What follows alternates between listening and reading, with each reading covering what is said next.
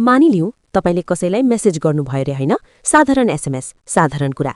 20 minute बित्यो, 30 minute बित्यो, 1 घण्टा बित्यो, रिप्लाई नै आएन। सामान्य व्यक्तिले सोध्छ सायद व्यस्त होला वा पछि हेर्ला भनेर। तर धेरै सोच्ने ओभरथिङ्कर व्यक्तिको दिमागमा भने तुरुन्तै एउटा अन्धकारमय फिल्म सुरु हुन्छ। सुनुस् है, कुरा एकदम गम्भीर र महत्त्वपूर्ण कुरा छ। धेरै सोच्ने व्यक्तिको दिमाग भनेको एउटा निरन्तर चलिरहने कारखाना हो, जहाँ सबैभन्दा बढी उत्पादन हुन्छ त्यो हो नराम्रो कुरा।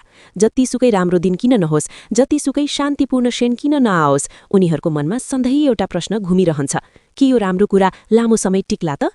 कतै मैले केही गलत लेखेँ कि? कतै ऊ रिसायो कि अब हाम्रो सम्बन्धमा दरार पर्न थाल्यो? कि ऊ मसँग बोल्नै नचाहने भयो? कि उसलाई केही भयो? कि म नै दोषी छु? एउटा सानो मेसेजको रिप्लाई नआउँदा पनि उनीहरूको मनले सयौं नकारात्मक परिदृश्यहरू निर्माण गर्न थाल्छ। उनीहरू आफैलाई दोष दिन थाल्छन्, अर्कोलाई शङ्का गर्न थाल्छन् र कहिलेकाहीँ त सम्बन्ध नै टुट्ने ठाउँसम्म पुग्छन्, केवल कल्पनाको भरमा।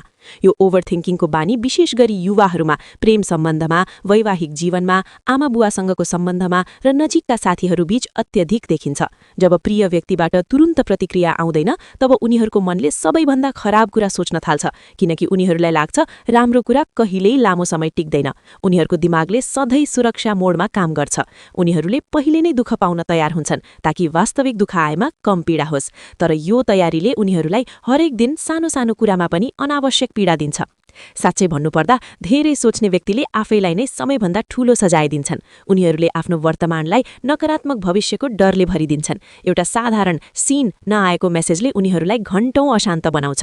उनीहरूले आफैलाई बारम्बार प्रश्न गरिरहन्छन्, म पर्याप्त राम्रो छैन कि? मलाई किन यति सजिलै बिर्सिन सकिन्छ? यो बानीले उनीहरूको मानसिक शान्ति खोसिदिन्छ, निन्द्रा हराम बनाउँछ र सम्बन्धहरूलाई पनि अनावश्यक तनाव दिन्छ। किनकि उनीहरूले जति सोच्छन् त्यति नै उनीहरूको मन थकित हुन्छ र थकित मनले प्राय गलत निष्कर्ष निकाल्छ। तर यो बुझ्नु जरुरी छ, हरेक रिप्लाई नआउनुको पछाडि सधैँ नकारात्मक कारण हुँदैन। कहिलेकाहीँ मानिस व्यस्त हुन्छन्, कहिलेकाहीँ उनीहरूको फोन साइलेन्ट मोडमा हुन्छ, कहिलेकाहीँ उनीहरू आफै खराब मनोस्थितिमा हुन्छन् र कहिलेकाहीँ उनीहरूले पनि तपाईलाई जस्तै सोचिरहेका हुन्छन्। यदि तपाईँ पनि धेरै सोच्ने व्यक्ति मध्येको एक हुनुहुन्छ भने आफूलाई सम्झाउनुहोस्, मेरो दिमागले जति नराम्रो कुरा सोचिरहेको छ त्यो सबै सत्य होइन। सानो कुरालाई ठूलो बनाउन अघि एकपटक गहिरो सास लिनुहोस्, आफूलाई प्रेम गर्नुहोस् र सम्झनुहोस् कि साँच्चै माया गर्ने र साँच्चै नजिकका मानिसहरूले तपाईलाई कहिल्यै सजिलै छोड्दैनन्।